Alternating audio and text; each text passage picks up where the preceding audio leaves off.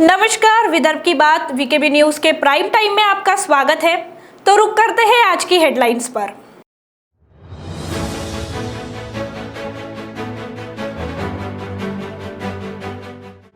महाराष्ट्र के पूर्व गृह मंत्री अनिल देशमुख की शिक्षण संस्था पर ईडी की छापामार कार्रवाई।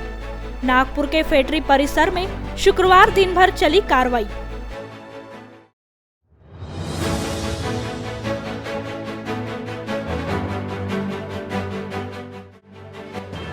नागपुर के इमामवाड़ा परिसर में लड़की का अपहरण कर 20 लाख की फिरौती मांगने का मामला आया सामने। 2 संदिग्ध आरोपियों को किया गया गिरफ्तार।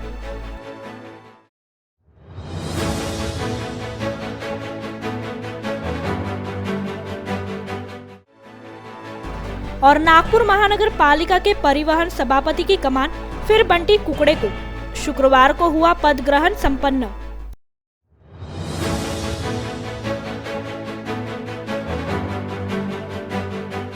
और अब खबरें विस्तार से। राज्य के पूर्व गृह मंत्री अनिल देशमुख के काटोल रोड स्थित फैक्ट्री के समीप शिक्षण संस्थान ने शुक्रवार को ईडी ने छापामार कार्रवाई की। 100 करोड़ की मनी लॉन्ड्रिंग मामले में ये कार्रवाई की जा रही है। इसके पहले भी देशमुख के निवास स्थानों पर ईडी और सीबीआई की कार्रवाई की गई है, जबकि आज उनके शिक्षण संस्था पर छापा मारा गया। गौरतलब है कि 100 करोड़ के मनी लॉन्ड्रिंग मामले में महाराष्ट्र के पूर्व गृह मंत्री की मुश्किलें दिन ब दिन बढ़ती जा रही है। इस बात के मद्देनजर शुक्रवार को देशमुख इनके फैक्ट्री स्थित एनआईटी कॉलेज पर छापामार कार्रवाई की जाने की बात सामने आ रही है। दोपहर करीब 12 बजे ईडी ने छापामार कार्रवाई की। इसकी जानकारी सूत्र बता रहे हैं। ज्ञात हो कि इससे पहले भी सीबीआई और ईडी ने नागपुर समेत मुंबई में उनके घर पर छापे मारे हैं, जिसमें कुछ प्रमुख दस्तावेज हाथ लगने की जानकारी सूत्रों द्वारा बताई जा रही है। ऐसे में इन दिनों अनिल देशमुख आखिरकार है कहाँ, इस बात का जवाब किसी को नहीं पता। ऐसे में उनके शिक्षण संस्था पर की गई कार्रवाई से फिर उनकी मुश्किलें बढ़ जाने की जानकारी सामने आ रही है। नागपुर शहर के इमामवाड़ा पुलिस स्टेशन के तहत एक 19 वर्षीय लड़की का अपहरण कर उसके परिजनों से 20 लाख की फिरौती मांगने का मामला सामने आया है। जैसे ही परिजनों ने इसकी सूचना इमामवाड़ा पुलिस को दी, पुलिस ने अपहरण हुई लड़की आरोपियों के चुंगल से छुड़ाते हुए 2 संदिग्ध आरोपियों को धर दबोचा है। नागपुर शहर के इमामवाड़ा पुलिस स्टेशन के अंतर्गत अपहरण कर फिरौती मांगने का मामला शुक्रवार को सामने आया है। इस मामले में एक 19 वर्षीय लड़की को उसके ही एरिया में रहने वाले लड़के ने पहले किडनैप किया, फिर उसके घर फोन करके लड़की के बदले 20 लाख रुपयों की मांग की। लड़की के परिजनों ने उसके बाद उसकी शिकायत इमामवाड़ा पुलिस को कर दी। लड़की के अपहरण का मामला था। तत्काल प्रभाव में पुलिस को जिस नंबर से फोन आया था उस नंबर को ट्रेस किया और कुछ घंटों के भीतर ही पीड़ित लड़की को गिट्टी खदान परिसर से छुड़ाया। जबकि इस अपहरण कर फिरौती मांगने वाले मामले में 2 संदिग्ध आरोपियों को धर दबोचा गया है। जबकि लड़की अपहरणकर्ताओं के चुंगल में कैसे पहुंची, इसकी तहकीकात पुलिस विभाग कर रहा है। इस बात को भी देखा जा रहा है कि लड़की और अपहरण करने वालों के बीच दोस्ती या प्रेम के संबंध तो नहीं थे। इस बात पर पुलिस ने कुछ भी कहने से इनकार जरूर किया है। फिलहाल दोनों संदिग्ध आरोपियों से पूछताछ की जा रही है। इमामवाड़ा पुलिस स्टेशन के एरिया में आज सुबह कंप्लेंट आई थी कि एक लड़की को 19 साल की लड़की को किडनैप किया गया है और किडनैपर ने उसके घर पे फ़ोन करके 20 लाख की खंडनी मांगी है। वहाँ पे तुरंत पुलिस स्टाफ पहुँच के इन्वेस्टिगेट किया, तुरंत इन्वेस्टिगेशन स्टार्ट किया और उनको ढूंढना स्टार्ट किया और एक ही घंटे में वो लड़की सक्करदरा पुलिस स्टेशन के एरिया में मिल गई और आरोपी को भी तुरंत टीम ने ताबे में लिया है। 2 संशयित लोग हमने ताबे में लिया है और उनका इन्वेस्टिगेशन चल रहा है। अभी डिटेल इन्वेस्टिगेशन प्रोसेस चालू है। नागपुर महानगर पालिका द्वारा शहर की देखरेख और सड़क पर अतिक्रमण का सफाया करने के लिए एनडीएस पथक को तैयार किया गया था। उसके माध्यम से केवल 1 वर्ष में महानगर पालिका को 2 करोड़ का मुनाफा होने की जानकारी शुक्रवार को मनपा स्थायी समिति अध्यक्ष प्रकाश भोयर ने दी। नागपुर पालिका क्षेत्र में पिछले कुछ समय से एनडीएस का पथक सक्रिय हुआ है, जो शहर में अतिक्रमण और रखरखाव का पूरी तरह ध्यान रखती है। वहीं कोरोना के समय से जो लोग मास्क नहीं पहनते, उन लोगों को मास्क पहनने पर एनडीएस पथक ने मजबूर किया, जिनके चालान के द्वारा नागपुर महानगर पालिका को एक वर्ष में 2 करोड़ का मुनाफा हुआ है। इस कारण फिर एनडीएस का कार्य वर्ष भर के लिए बढ़ा दिए जाने की जानकारी मनपा स्थायी समिति के अध्यक्ष प्रकाश भोयर ने शुक्रवार को पत्र परिषद के दौरान दी। आपले जे एनडीएसचे जे कर्मचारी होते त्यांचे सुद्धा 4 तारखेला त्यांचे हे समाप्तन झालं होतं वेळ, त्यांना सुद्धा आपण वर्षभराची एक वाढमुदत दिली। ॲक्च्युली हा इतका फायदेशीर विषय आहे की एनडीएसमुळे ज्या रस्त्यावर फार मोठ्या प्रमाणात गिट्ट्या लोक ठेवायचे त्या माध्यमातून आता ते बंद झालं आहे आणि त्यांना जो आपण पगार देतो त्यापेक्षा जास्त त्यांच्यावर दंडाच्या माध्यमातून जवळपास आपण 2 कोटीच्या जवळपास नागपूर कॉर्पोरेशनला त्यांच्या माध्यमातून एकतर रस्त्याची सफाई झाली, सर्वत्र प्रॉब्लेम होते ते एनडीएसच्या माध्यमातून आम्ही सोडवतो आणि सोडवल्यानंतरही कॉर्पोरेशनला त्याचा काही फार मोठा भुर्दंड नाही, खूप उलट त्यातून उत्पन्न आम्हाला 2 कोटीच्या जवळपास मिळत आहे। नागपुर महानगर पालिका में शुक्रवार को परिवहन सभापति का चुनाव संपन्न हुआ। इस दौरान भाजपा पार्षद बंटी कुकड़े का चुनाव निर्विरोध संपन्न हुआ। गौरतलब है कि भाजपा नगर सेवक बंटी कुकड़े भी परिवहन सभापति का पदभार संभाल चुके हैं। ऐसे में ये दूसरा अवसर था जब उन्हें परिवहन सभापति की जिम्मेदारी दी गई है। शुक्रवार को बंटी कुकड़े ने नामांकन दायर किया, जिसके बाद बिना किसी ने आपत्ति जताते हुए उन्हें परिवहन सभापति के लिए चुना।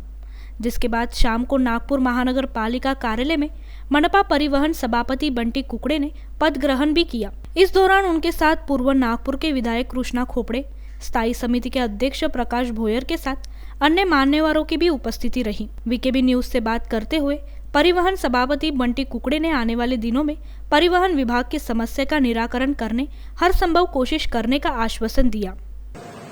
आज पदग्रहण झालं।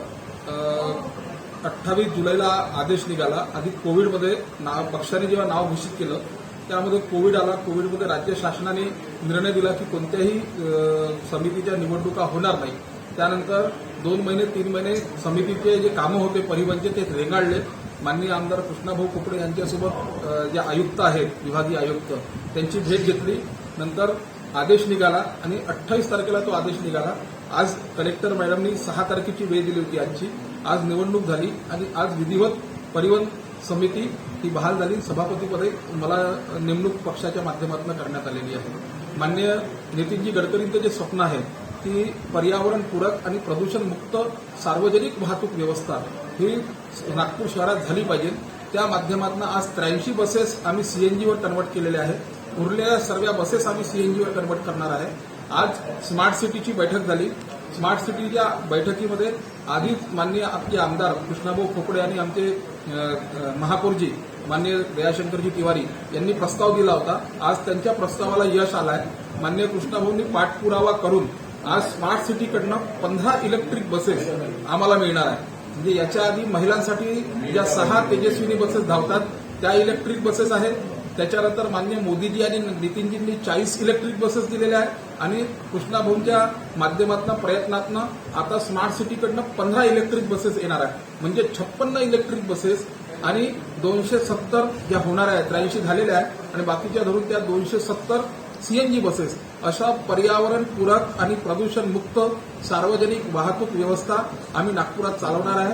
जे नितीनजींनी स्वप्न दाखवलं सांगितलं त्यांचं जे स्वप्न होतं ते स्वप्न आता साकार होणार आहे। बारिश के दिनों में सांप काटने की घटनाएं बढ़ जाती हैं। इसके बावजूद नागपुर के शासकीय मेडिकल कॉलेजों सहित सरकारी अस्पतालों में दवाई उपलब्ध नहीं कराई जाती। प्रशासनिक लापरवाही के वजह से हर वर्ष लोगों की मौत हो जाती है। इसी तरह की लापरवाही का शिकार 10 वर्षीय मासूम भी हुआ। सांप काटने के बाद परिजन पहले मेडिकल लेकर गए थे, लेकिन वहां एंटीवेनम दवाई नहीं मिली थी। बाद में उसे लता मंगेशकर अस्पताल में भर्ती किया गया, लेकिन सांप का जहर शरीर भर फैलने और उपचार में देरी के कारण मासूम की मौत हो गई। प्राप्त जानकारी के अनुसार पिछले माह 28 और 19 जुलाई की रात भरतवाड़ा निवासी आदर्श मिश्रा नामक बच्चे को क्रेट प्रजाति के जहरीले सांप ने काट लिया था, जिसके चलते उसे मेयो मेडिकल के अलावा अन्य निजी अस्पतालों में ले जाया गया था, जहां उसे एंटीवेनम और आईसीयू उपलब्ध नहीं होने की बात कहते हुए लौटा दिया गया था। मेडिकल में प्राथमिक उपचार दिया गया, एंटीवेनम नहीं दिया गया। बच्चे की स्थिति गंभीर थी, जिसके बाद उसे लता मंगेशकर में भर्ती किया गया, जहां उसे 20 से भी अधिक एंटीवेनम लगाए गए। इसके बाद भी स्थिति सामान्य नहीं हुई। गुरुवार को अस्पताल में इलाज के दौरान आदर्श ने दम तोड़ दिया। आदर्श के पिता राकेश मिश्रा कैटरेस का काम करते हैं और गरीब वर्ग के हैं। इस घटना से माता पिता का बुरा हाल है। हालांकि इस घटना पर अब तक प्रशासन ने ध्यान नहीं दिया है। जानकारी के अनुसार मेडिकल अस्पताल में एंटीवेनम उपलब्ध था, फिर भी बच्चे को नहीं लगाया गया।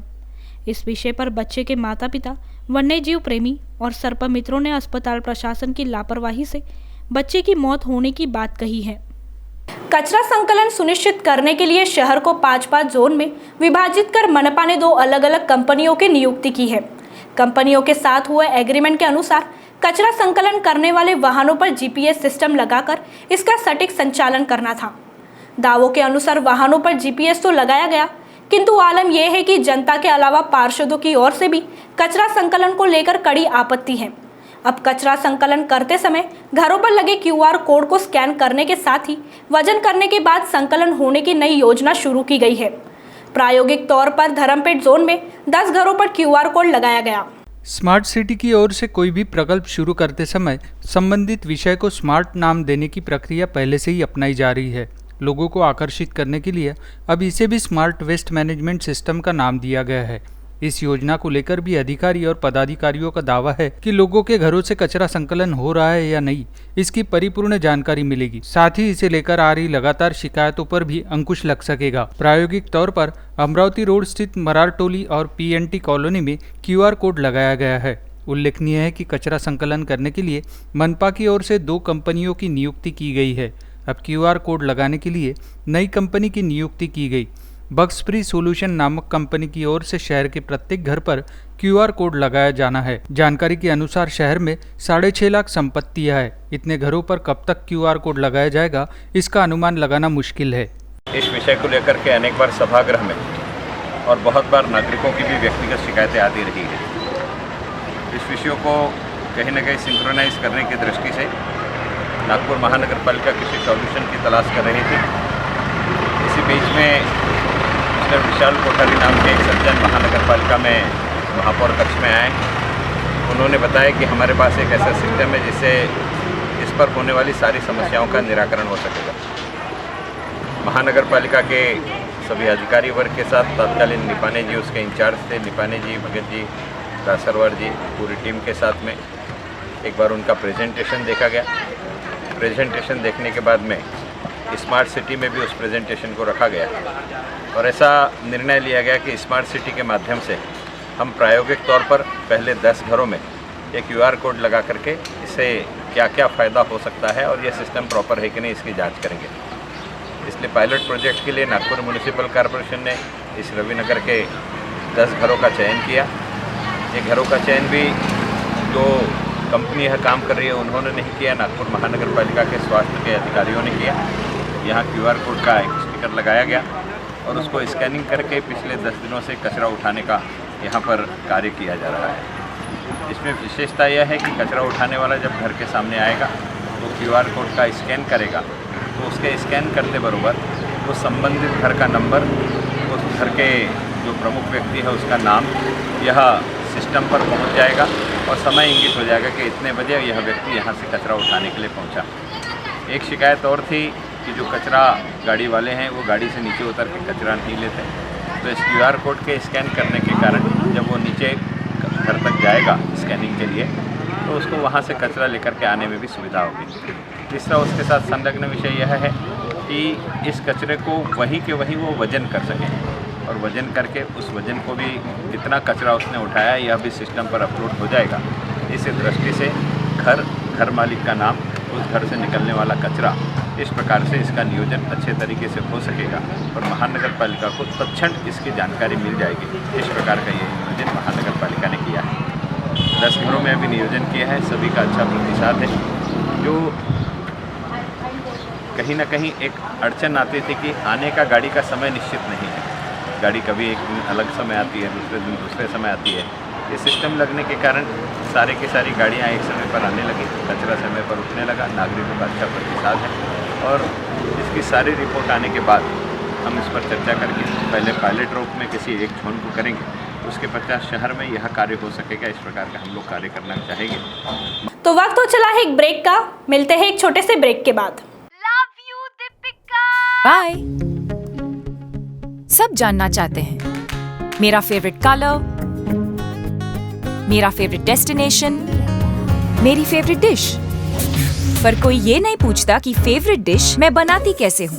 अरे यार, जिसे टेस्टी खाना पसंद है वो अच्छे टेस्ट तक पहुँच ही जाता है। सुरुचि मसाले, खाने में हो रुचि तो घर लाइए सुरुचि।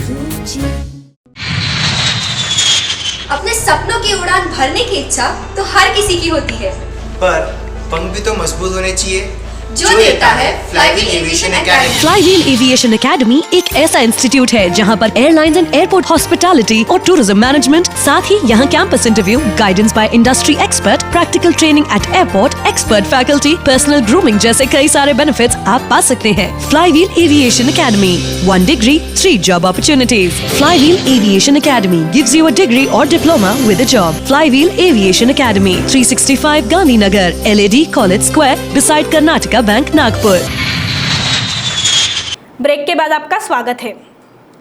भाजपा के ओबीसी मोर्चा के राष्ट्रीय उपाध्यक्ष व पूर्व केंद्रीय मंत्री हंसराज अहीर ने कहा कि ओबीसी समाज का राजनीतिक आरक्षण भाजपा ने ही टिका कर रखा था, लेकिन कांग्रेस के साथ ही महाविकास आघाड़ी ने उसे ध्वस्त कर दिया। उन्होंने आरोप लगाया कि कांग्रेस का ओबीसी प्रेम झूठा है। वे प्रेस परिषद में बोल रहे थे। उन्होंने कहा कि मोदी सरकार ने मेडिकल कोटा में ओबीसी को 27% आरक्षण की घोषणा की। मंत्रिमंडल विस्तार में लगभग 27 मंत्रियों को अवसर दिया। केंद्र में आज 35 ओबीसी समाज के मंत्री हैं। आज तक इतनी बड़ी संख्या में ओबीसी के मंत्री कभी नहीं हुए। पिछड़ा आयोग को संवैधानिक दर्जा भाजपा ने ही दिलाया। इसके पहले 1977 में मोरारजी देसाई पीएम थे। तब ओबीसी समाज के लिए बिंदेश्वरी प्रसाद मंडल आयोग की स्थापना की थी। वीपी सिंह सरकार के समय मंडल आयोग की सिफारिश वाली रिपोर्ट को भाजपा ने मान्यता दी। इसके उलट कांग्रेस केंद्र में सर्वाधिक समय तक सत्ता में थी, लेकिन बहुमत होते हुए भी ओबीसी हित का निर्णय नहीं लिया। 2011 में प्रधानमंत्री मनमोहन सिंह ने ओबीसी जनगणना करने का आश्वासन देकर सभी को बेवकूफ बनाया। अहीर ने कहा कि ओबीसी आरक्षण कायम रखने के लिए तत्कालीन मुख्यमंत्री देवेंद्र फडणवीस ने अध्यादेश निकाला था। 1.5 वर्ष समय मिलने के बाद भी मविया सरकार हाथ पर हाथ धरे बैठी रही। इस दौरान तेलंगाना और आंध्र ने आयोग स्थापित कर वहां आरक्षण कायम रखा। आधारेच आज SC STच्या जातीची जनगणना होते आणि त्या आधारे SC STचं आधी आरक्षण सिद्ध होत असतं। आधी मधल्या 70 वर्ष जवळपास काँग्रेस पक्षाने राज्य केल्यावरही त्यांनी कधी जातीय जनगणना केली नाही। एकदा करतो म्हणून घोषणा केली लोकसभेत 2011 मध्ये प्रधानमंत्री डॉक्टर मनमोहन सिंग असताना, पण ती घोषणा केल्यावर त्यांनी जातीय जनगणना केली नाही, फक्त दिखावा केला आणि ती जातीय जनगणनेच्या आधारे नाव देऊन त्यांनी आर्थिक मागासलेपणाचा सर्वे करून सगळ्या लोकांच्या डोळ्यामध्ये धूळ फेकली। परिणाम असा आहे की आज त्या ठिकाणी जातीय जनगणना 1931 साली नाही आहे, 1931 सालची आहे, नंतरची नाही।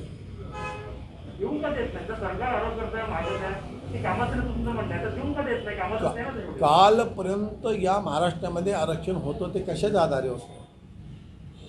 या आधारे इथं आहे, त्या आधारे आपण देतो।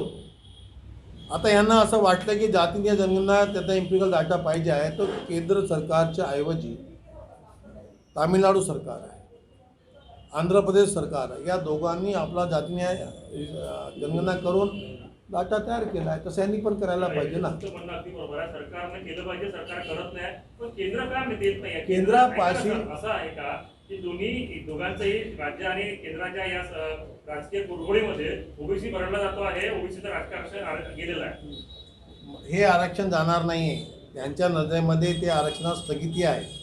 आम्ही स्थगिती उठवण्याकरता आम्ही सक्रिय झालो, आता हे सक्रिय राहणार नाही। परंतु मी आत्ता सांगितलं तुम्हाला की 11 मध्ये जातीय जनगणना करणाऱ्या काँग्रेसच्या सरकारने 15 मध्ये काम पूर्ण केलं, तेव्हा त्या ठिकाणी त्यांची जी यादी आली जातीय जनगणनेची, लाखो जाती आल्या, लाखो। या लाखो जाती तर नाहीत, SC ST आणि OBC मिळून जास्तीत 8-9 हजार जाती आहेत। यांनी जो डाटा जनगणनेचा जो सोंग केला होता, सोंगमध्ये त्यांनी कधीच चांगला प्रोफॉर्मा तयार केला नाही आणि म्हणूनच जातीय जनगणना करण्याचा त्यांनी आव आणला फक्त, आणि बोगस जातीय जनगणना करून डोळ्यात धूळ फेकली। म्हणून आज केंद्र सरकारपाशी तो डाटा नाही आहे। त्यांनी दिलेला जो डाटा आहे 15 मध्ये जातीय जनगणना करून, त्यामध्ये लाखो जाती आलेल्या आहेत। कोणी जातीमध्ये जात लिहिताना आडनाव लिहिलं, कोणी गोत्र लिहिलं, कोणी गावाचं नाव लिहिलं, कोणी अनेक जाती आपल्या मनाला ते कोणी नावं देऊन दिले जात म्हटलं की. आणि जनगणना करण्याकरता गेलेला अधिकारी हा शिक्षक होता. वास्तविक जनगणना जी होते ती RGIच्या माध्यमातून होते, ते सेन्सेक्स ॲक्टप्रमाणे होते. यांनी सेन्सेक्स ॲक्टप्रमाणे जनगणना केली नाही 11मध्ये. यांनी जनगणना केली मंत्रालय, ग्रामीण विकास मंत्रालय, शहर विकास मंत्रालय, की त्यांना जनगणनेची काही देणं घेणं, ते आर्थिक जनगणना करतात, आर्थिक मागासलेची. म्हणून हा डाटा केंद्रापाशी त्या काळचा नाही है. किशोरी के साथ हुए गैंगरेप कांड में पुलिस ने एक और आरोपी ऑटो चालक को गिरफ्तार कर लिया है। अब गिरफ्तार आरोपियों की संख्या 5 हो गई है। फरार हुए आरोपियों की तलाश में पुलिस दस्ता जुटा हुआ है, लेकिन कोई सुराग हाथ नहीं लगा है। पकड़ा गया आरोपी प्रेमनगर धंतोली निवासी सलीम उर्फ बाबा हिमायत सैयद बताया गया। उल्लेखनीय है कि 29 जुलाई की रात पीड़िता की सबसे पहली मुलाकात सलीम से हुई थी। खुद को बाबा बताने वाला सलीम पीड़िता को अपने साथ ले गया। उसे जबरन शराब पिलाई गई। मानस चौक के समीप झाड़ियों में सलीम ने पीड़िता के साथ दुष्कर्म किया। रेप करने के बाद उसे छोड़ दिया। सलीम ने ही साना नामक आरोपी को पीड़िता के बारे में बताया था। इसके बाद साना और उसके साथियों ने किशोरी से गैंगरेप किया। इस प्रकरण के चलते पुलिस विभाग पर दबाव बना हुआ है। मानवाधिकार और महिला आयोग ने भी प्रकरण पर नज़र बनाए रखी है। फरार कुली रामदयाल बाबू गुर्जर और दिनेश किरोड़ी गुर्जर राजस्थान के रहने वाले हैं। उनकी तलाश में एक टीम राजस्थान भी पहुंच चुकी है, लेकिन आरोपियों का कोई सुराग नहीं मिला है। ऑटो चालकों द्वारा दुष्कर्म किए जाने के बाद दोनों कुलियों ने किशोरी पर अत्याचार किया था। जैसे ही पुलिस ने सलीम को गिरफ्तार किया, उसने नौटंकी शुरू कर दी। उसे मिर्गी के झटके आने लगे। परिजनों ने बताया कि बीच बीच में उसे झटके आते रहते हैं। सलीम रात के समय ही रेलवे स्टेशन परिसर में ऑटो चलाता है। हमेशा शिकार की तलाश में रहता है, लेकिन पुलिस भी कोई जोखिम नहीं उठाना चाहती थी। उसे न्यायालय में पेश कर न्यायिक हिरासत मांगी गई, जो कोर्ट ने मंजूर कर दी और सलीम जेल रवाना हो गया। पिछले कुछ दिनों से ट्रेन के इंजन में खराबी की घटनाएं बढ़ रही हैं। इस बीच गुरुवार की शाम करीब 4 बजे कड़बी चौक के पास गार्डलाइन रेलवे मार्ग पर एक मालगाड़ी का डिब्बा बेपटरी हो गया। इस वजह से कुछ देर के लिए रेल यातायात बाधित हुआ। रेल प्रशासन ने तत्काल सुधार कार्य को अंजाम देते हुए ट्रैक को पूर्ववत किया। उल्लेखनीय है कि बुधवार को भी मध्य रेल मंडल के तहत बुटीबोरी और बोरखेड़ी के बीच तीसरी लाइन पर एक खाली मालगाड़ी की 2 बोगियां पटरी से उतर गई थी। हालांकि इससे मेन लाइन पर ट्रेनों का परिचालन बेअसर रहा। इसी तरह की घटना गुरुवार को भी हुई। बताया गया कि कुछ दिनों से डिब्बे बेपटरी होने और इंजन में खराबी होने की घटनाएं बढ़ी है। इससे पहले दुरंतो एक्सप्रेस का इंजन फेल होने से ट्रेन करीब 2 घंटा लेट हो गई थी। वहीं विदर्भ एक्सप्रेस के इंजन में भी वर्धा के पास तकनीकी खराबी आई थी, जबकि कलमना के आउटर पर भी अहमदाबाद हावड़ा एक्सप्रेस के इंजन में खराबी आई थी। वाठोड़ा स्थित जमीन पर कब्जा जमाने और फिरौती मांगने के प्रकरण को लेकर चर्चा में आए भूमाफिया प्रशांत सहारे के खिलाफ MIDC थाने में एक और मामला दर्ज हुआ है। महादुला निवासी अन्ना मुकुंदराव झोड़ापे की शिकायत पर पुलिस ने मामला दर्ज किया है। इस प्रकरण में सुरवेनगर जयताला निवासी प्रशांत सहारे के अलावा उसकी पत्नी संजीवनी और आदर्श नगर हिंगना निवासी किरण अनिल कुमार मनहास का भी समावेश है। झोड़ापे थाने में नौकरी करते हैं। वर्ष 2002 में झोड़ापे ने प्रशांत और उसकी पत्नी संजीवनी से मौजा इसासनी में एक प्लॉट खरीदा था। नागपुर वापस लौटने के बाद उन्होंने अपने प्लॉट पर मकान बनवाने की योजना बनाई। 9 मार्च 2021 के सुबह अपने प्लॉट पर गए तो अनिल मनहास नामक व्यक्ति वहां पहुंचे।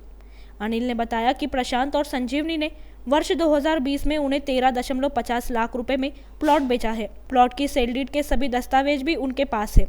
झोड़ापे ने प्रकरण की शिकायत पुलिस से की। जमीन के दस्तावेजों में हेराफेरी करने के मामले में पहले ही सहारे को महारत हासिल है।